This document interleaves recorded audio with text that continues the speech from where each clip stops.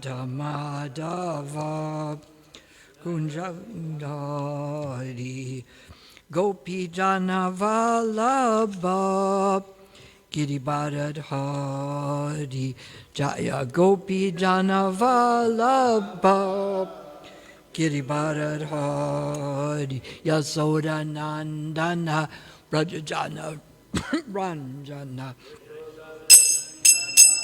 Jana Ranjana Yamuna Tira Banachari Yamuna Tira Banachari Jaya Radha Madhava Kunja Vihari Jaya Radha Madhava Kunja Vihari Gopi Jana Vallabha Giribharadhari Jaya Gopi Jana Vallabha Giribharadhari Yasoda Nandana Brajajana Ranjana Yasoda Nandana Brajajana Ranjana Yamuna Tira Banachari Natira Banachari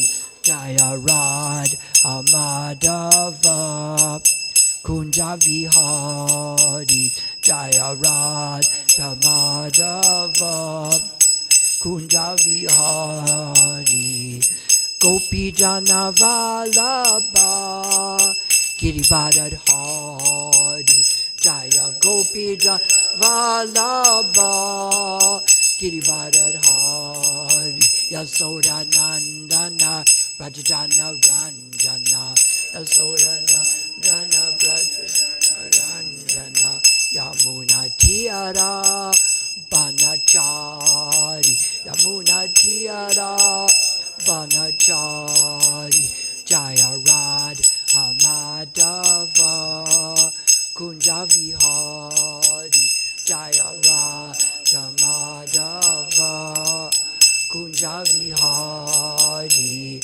Gopi Jana Vallabha Giribharadhari Jaya Gopi Jana Vallabha Giribharadhari Yasoda Nandana Brajajana Ranjana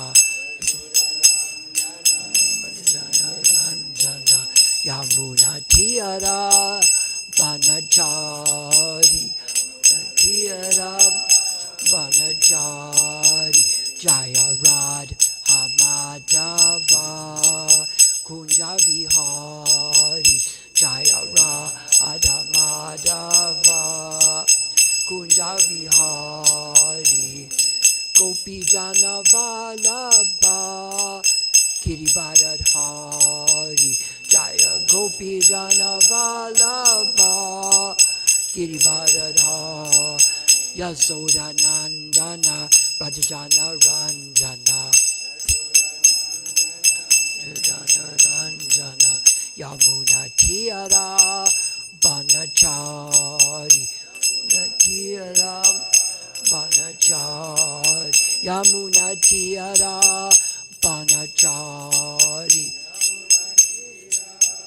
Banachari Jayom Vishnupad Paramahansa Parvajakacharya Ostatara Sata Sri Sriman His Divine Grace Srila A.C. Bhaktivedanta Swami Prabhupada Ki Jayom Vishnupad Paramahansa Parvajakacharya Ostatara Sata Sri Sriman His Divine Grace Srila Bhaktisiddhanta Saraswati Prabhupada Ki Ananta Gaudiya Vaishnavindi Ki Namacharya Srila Haridasa Thakur Ki Prem Shikoho Shri Krishna Chaitanya Prabhu Nityananda, Shri Advaita Gadadhar, Srivas Adi Gaur Bhaktavrinda Ki, Jagadar Subhadra Balaram Ki, Yamuna Mai Ki, Ganga Mai Ki, Tulsi Devi Ki.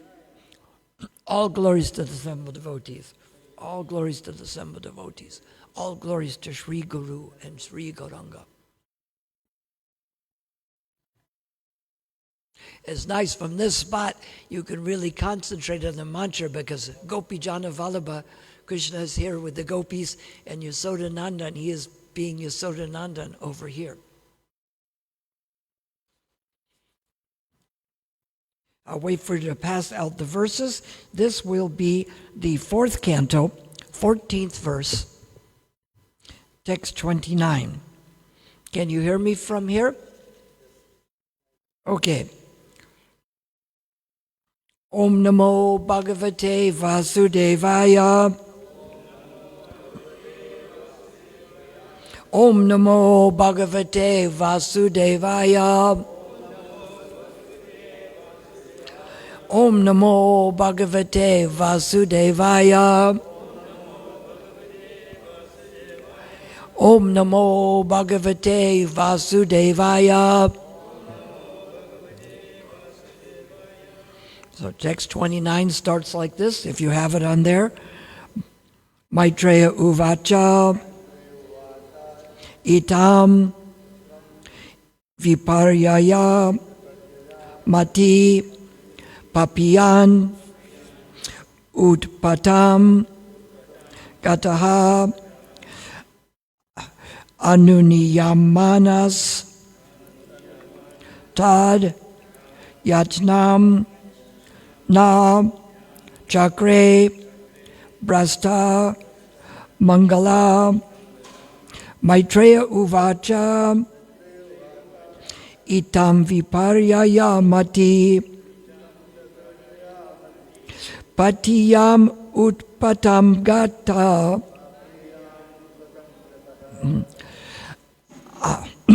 Anuniyamanstadyachnam Na Chakre Brashta Mangalaha Maitreya Uvacha Itam Viparyaya Mati Papiyan Utpatangata Anuniyamanstad Yachnam Nat Chakre Brashta Mangala Maitreya Uvacha Itam Viparyaya Mati Papiyam Utpatam Gataha Anuniyamanstadyachmanam Nachakre Brashta Mangalaha. Maitreya Uvacha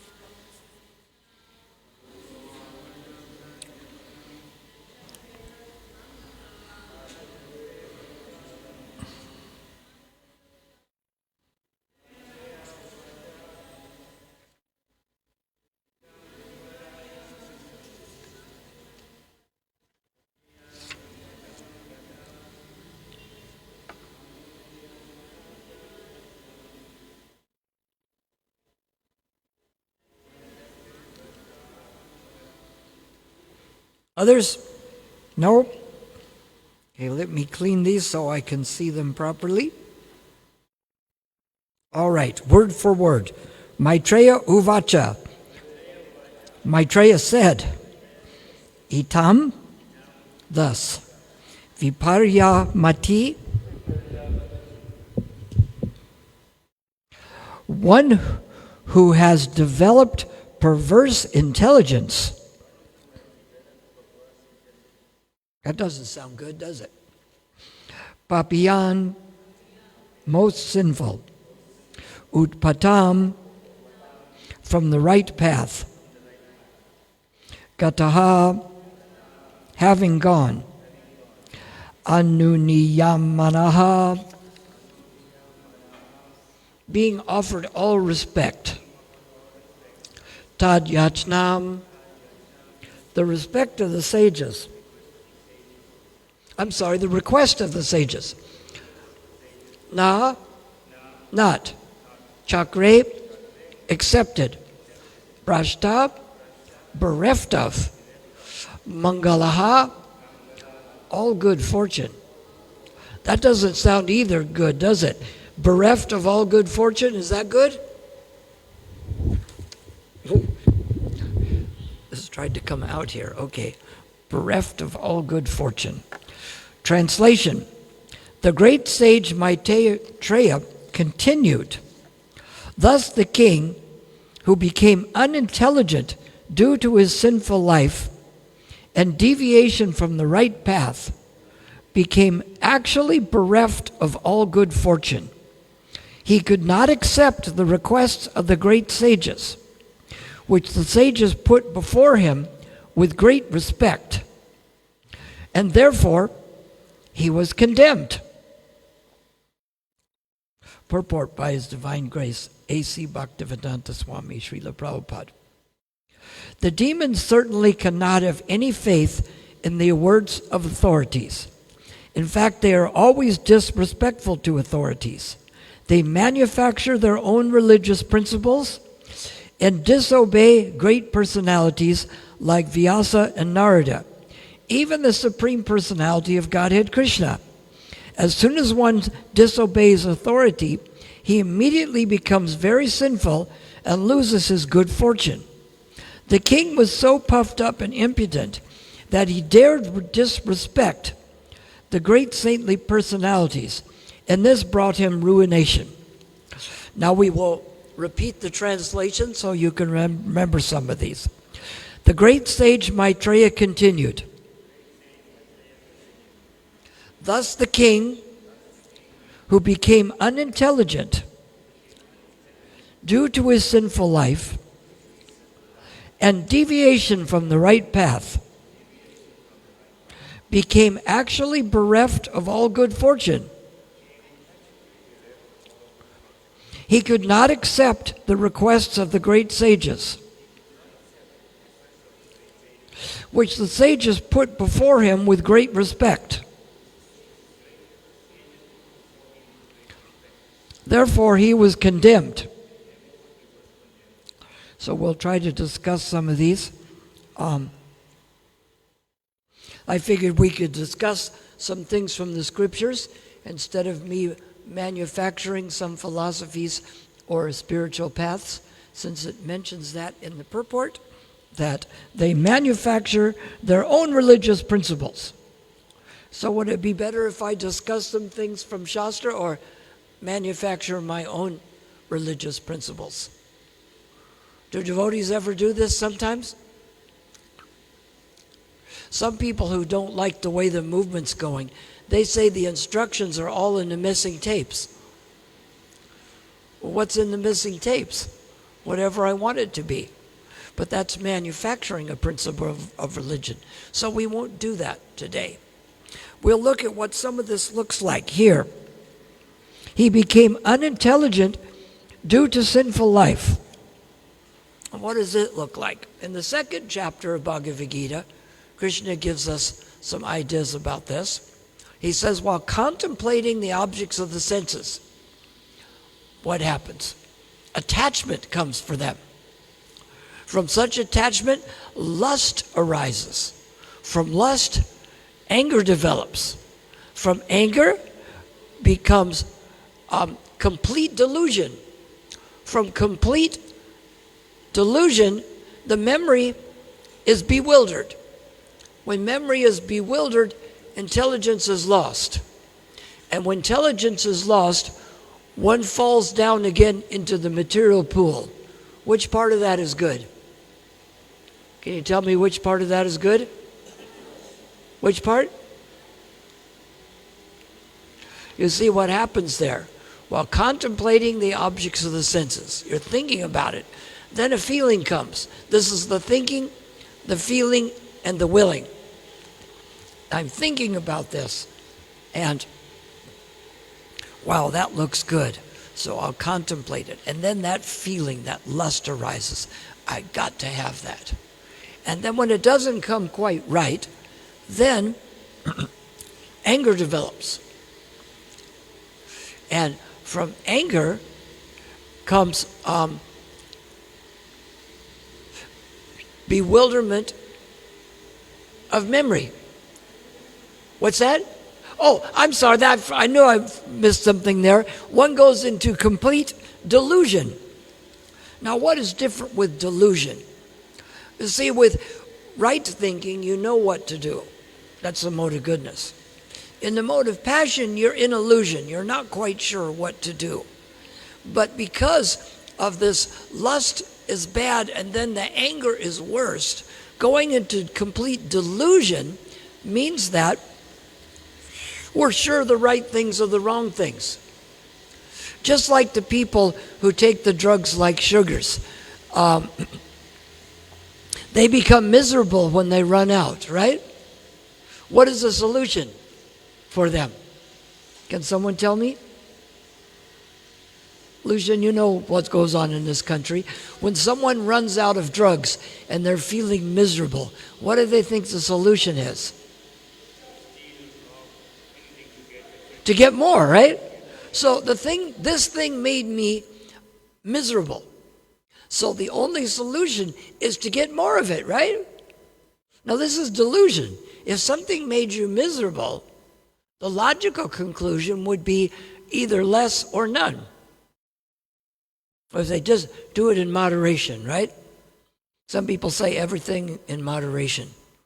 I said, so when I serve you a moderate amount of dog stool for breakfast, that will be okay?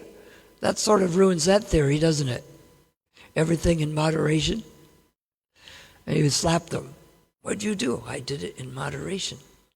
So when this complete delusion goes, oh, the wrong things are the right things. I just have to have all the things that made me miserable so that I can become happy.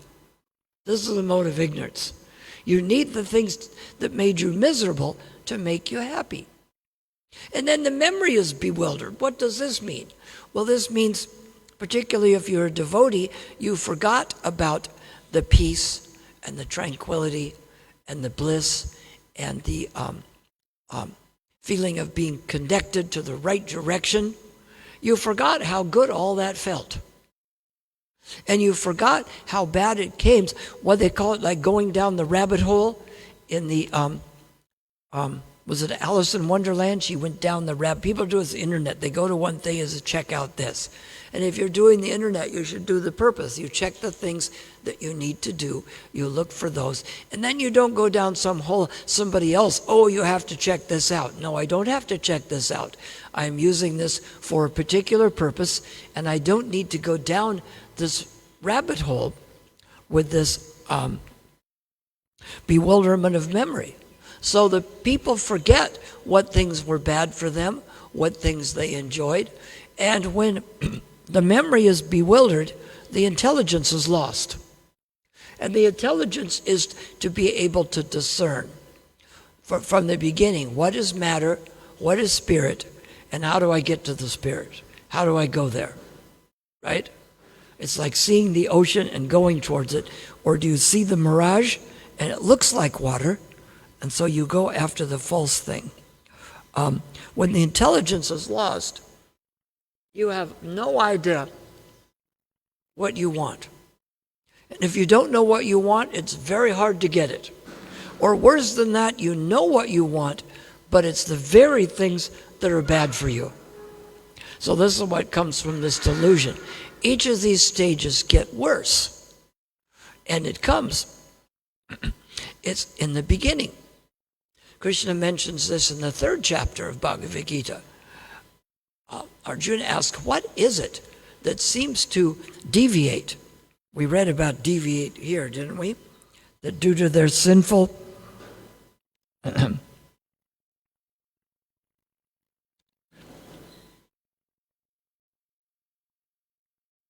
in the verse, yes, due to the sinful life and deviation from the right path. So what is it that causes people to deviate? And Krishna says it's a thing in here that happens while contemplating the objects of the senses. The lust arises. And this lust burns like fire and it's never satisfied. So when the fire is burning out of control, you throw gasoline on it. This is what most people do. So when does Krishna say we have this scenario that while contemplating the objects of the senses, the lust arises, and then anger, and then complete delusion, then bewilderment of memory, and then intelligence is lost, and we fall at the material pool. At which stage should we try to curb this? From falling in the material pool? Or at the stage of it, when should we try to curb this process? Where? In the what? The beginning, the middle, or the end? The beginning. Why not like in the end? You just wait till it's just about to get you and then you pull out of it? No? Is that what people think, though? Like the person that has the problem with alcohol. He thinks, well, you know what? I have a problem about the 6th drink. So what I'll do is I'll only have one. He should be fine, right? But Krishna says one should curb this from the very beginning. Because when you're contemplating something, it's a feeling. But when the lust arises and then you act on it, now it's a completely different scenario. It's like if you were thinking about robbing the bank or killing yourself and you called me first, or if you did it and then you called me. I advise you, don't call me after killing yourself. Or you're calling me, they're arresting you, and you said, I robbed the bank and they're arresting me. Did I make a poor choice? What do I do now? Well, you should have called beforehand, right? So it's the same thing here. We curb it in the beginning. And we find that people have the problems like this. Like they think, well, I can just have one drink. That's why Prabhupada says that where no intoxication means only one drink, right? Is that what it means? The people that had the trouble with this, they think, well, if I had only one, then they think that works so well, I'll have 2 or 3. And pretty soon, they started where they started, and they ended up where they did last time. This shouldn't be surprising. When you do the same thing and you get the same result, this shouldn't surprise you. This should be the ordinary thing. It's like when I take a shower, I get wet. Isn't that weird how that happened? So, to contemplate this from the very beginning. There's other problems, like Krishna says in the 3rd chapter, that someone who disregards these teachings out of envy, then they're considered bereft of knowledge. So now you have 2 problems. One is this problem that the lust is pulling you, and you fall for the lust, and you go down this chain and down this rabbit hole, where the rabbit hole leads you to the material pool at the end, which is not like the tide pool at the bluffs. This is a place of great suffering. So you're being pulled by this, and then you're bereft of the teachings. Like Krishna says, not hearing me, they are lost. So people don't hear the instructions. It's like you go to the doctor and he says you take this medicine and you restrict yourself from these foods. You say, I went to that doctor and his instructions didn't work. So, well, did you follow his diet? No. Did you take the pills? No. Then you can't really say they don't work. It's like a person says, oh, that Krishna consciousness doesn't work. Did you try it? No. Then you're not qualified to say that. You have to have tried the experiment before you're qualified to say it works or doesn't work. You actually have to try it. So if they're not only controlled by the lust, but they disregard these teachings out of envy, because they want to be the supreme controller. So I'm going to control all this matter to show how great I am. I'm going to control this matter and make it all work according to my desires. But somehow the matter doesn't cooperate, does it? I'm going to arrange the whole material world in just a way so that I can enjoy, but it just doesn't seem to cooperate with me. I just have to learn some special tactics and control the material energy so it cooperates with me and gives me exactly what I want, and then I'm going to be happy and I'm going to enjoy, right? So all I have to do is arrange the sun and the moon and the stars to go exactly the way I want them to, and arrange everything perfectly, and then I'll be happy. But this material energy does not cooperate just because you desire it. Someone wants what they want when they want it. Doesn't mean they're going to get it then. And that adds to more suffering. So what are some of the solutions for this? We already talked about the one is curbing this symbol of sin in the very beginning, and also to have some understanding. We're talking about this matter and how great this matter is, and you're going to control this and enjoy it for your own pleasure. But if you have some intelligence, you realize that superior to this matter are the senses. So then do we enjoy the senses? No, because superior to the senses is the mind. And superior to the mind is the intelligence. And superior to the intelligence is the spirit soul. So, which is better? We'll give you a multiple choice here. Do we have the spirit soul give instructions to the intelligence about how to direct the mind and engage the senses away from sense objects and in Krishna's service, and therefore see that the matter is something we should use in Krishna's service and not enjoy? That's A. B is, do we let the senses become attracted to the matter, and then the mind figures out,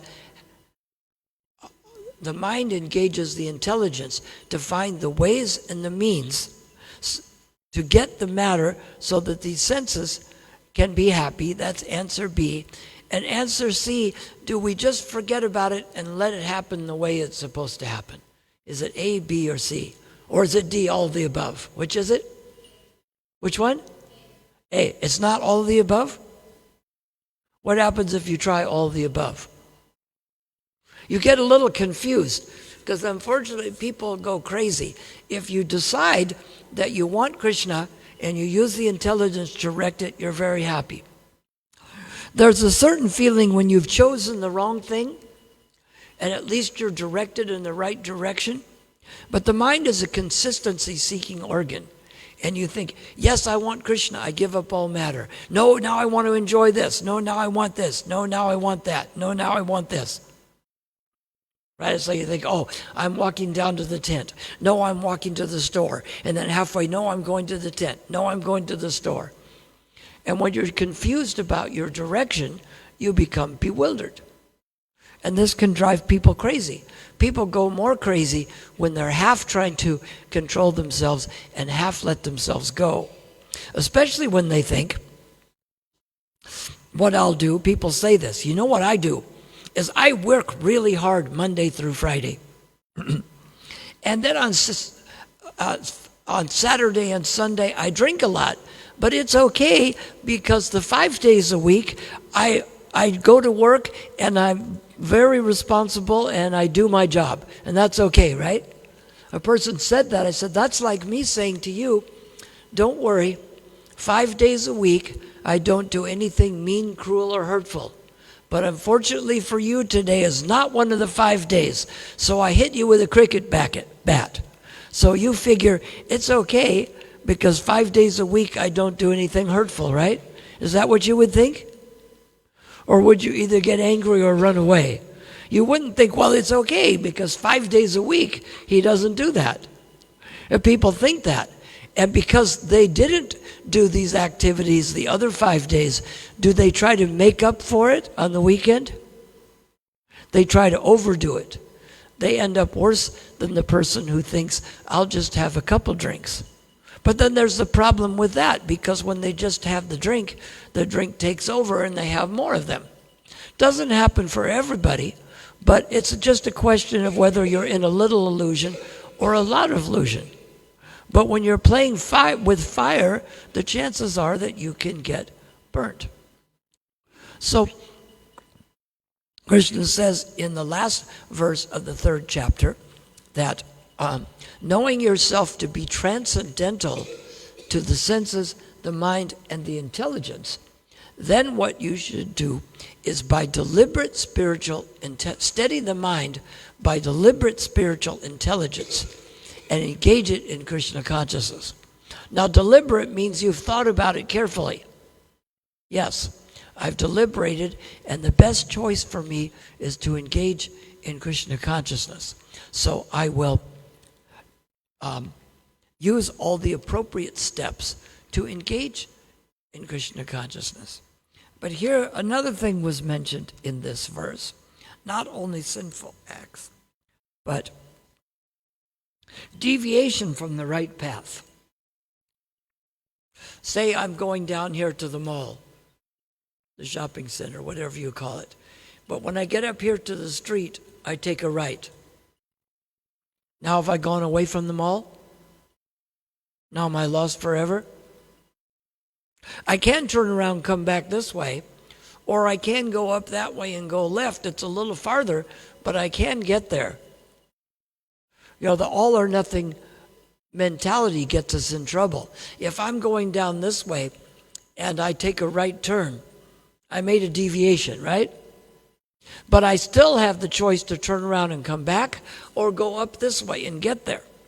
So even though we should be careful of deviation, we shouldn't be like, my mother told me she had a friend in college who would be on a very strict diet. So she ate the one piece of chocolate. She says, well, I've spoiled my diet now. I might as well eat the whole kilo of chocolate, right? Since I spoiled the diet, I might as well eat the whole kilo, right? And since I decided to follow the principle about no intoxication, since I had one drink, I might as well have 20, right? Is that good thinking? No.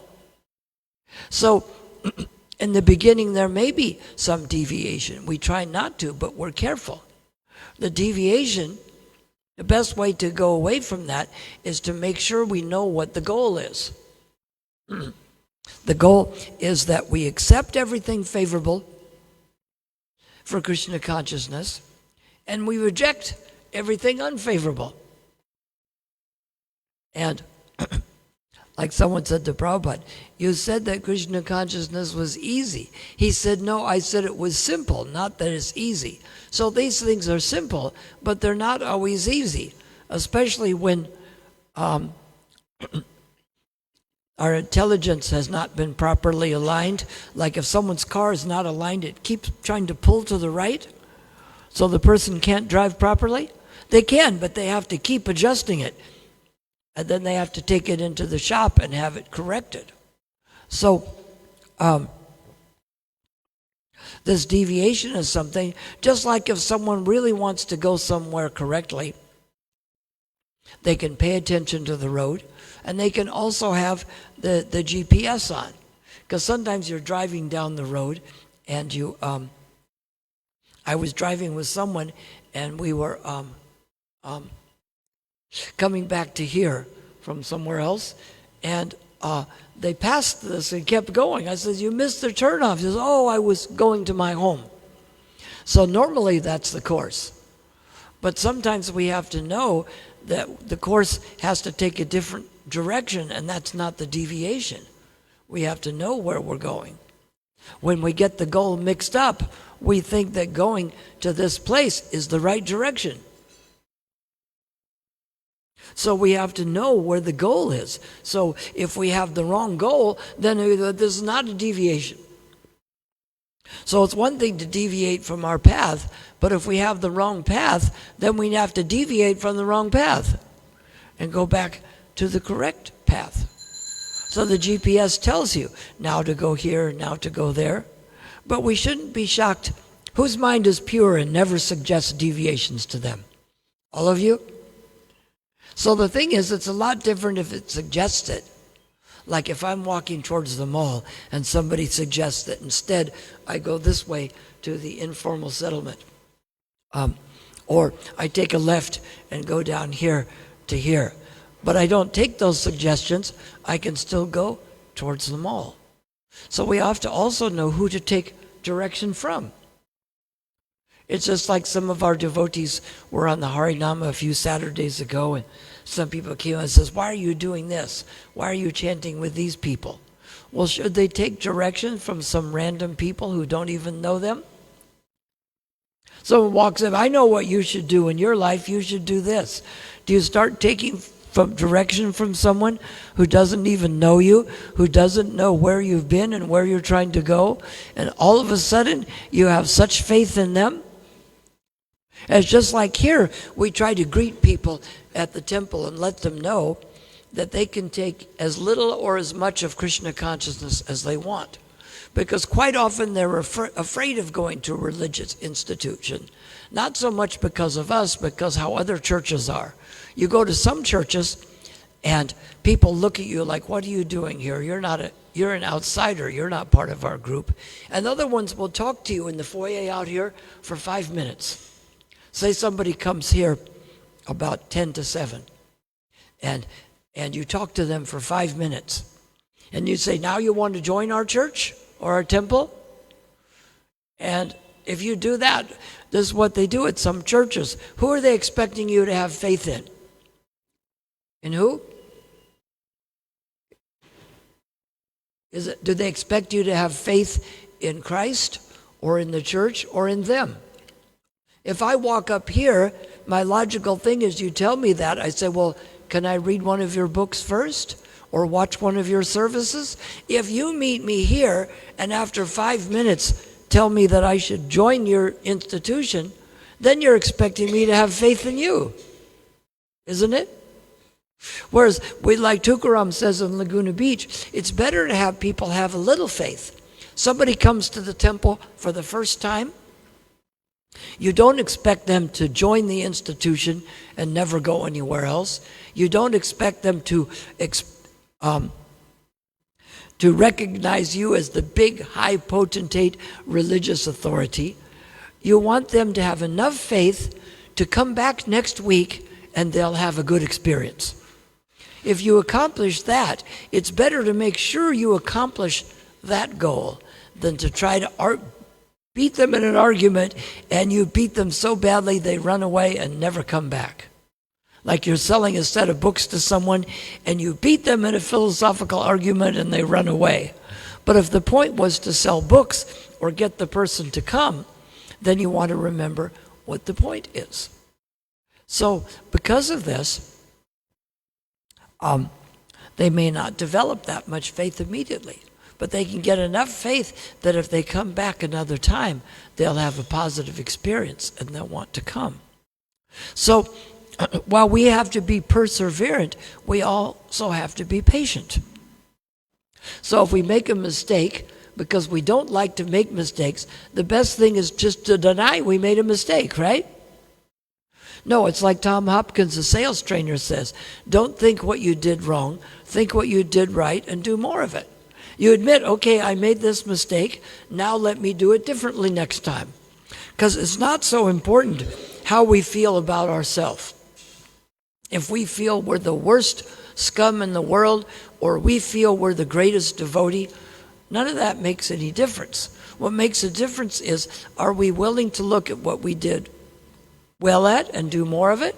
And we made a mistake, we do better at it. If I go out here and start going this way to the mall and you say, no, it's the other way, I don't have to be mad at you for correcting me, feel bad about myself. You just turn around and go the proper direction. So someone said to Prabhupada, look at this old picture of devotees. He says, so many are gone. And Prabhupada says, don't be surprised at who goes, be surprised at who stays. Some people may struggle in the beginning, but they keep this faith in Krishna. And by keeping this faith, they don't go away. Someone else thinks, oh yeah, I have this nailed. I'm such a great devotee. Nothing can ever go wrong with me. This is like thinking I'm such a great driver. Watch me drive blindfolded.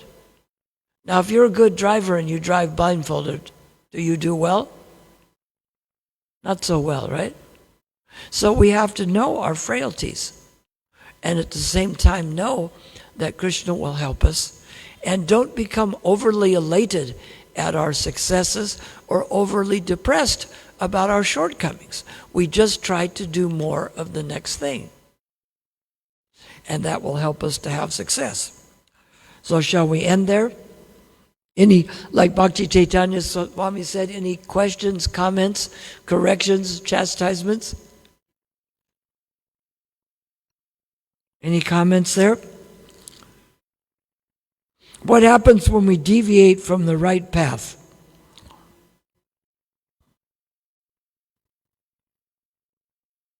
We're bereft of all good fortune.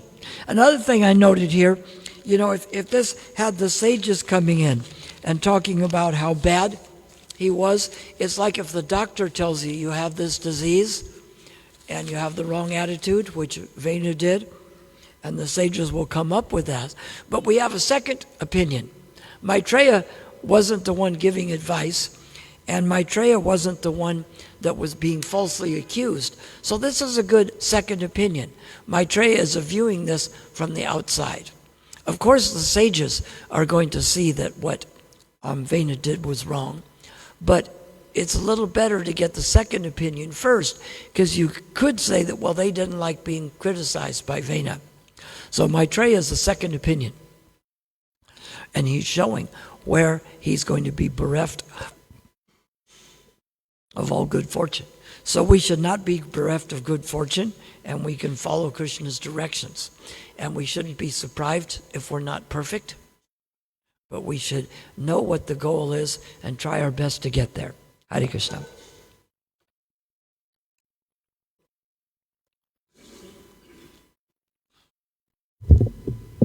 Mm.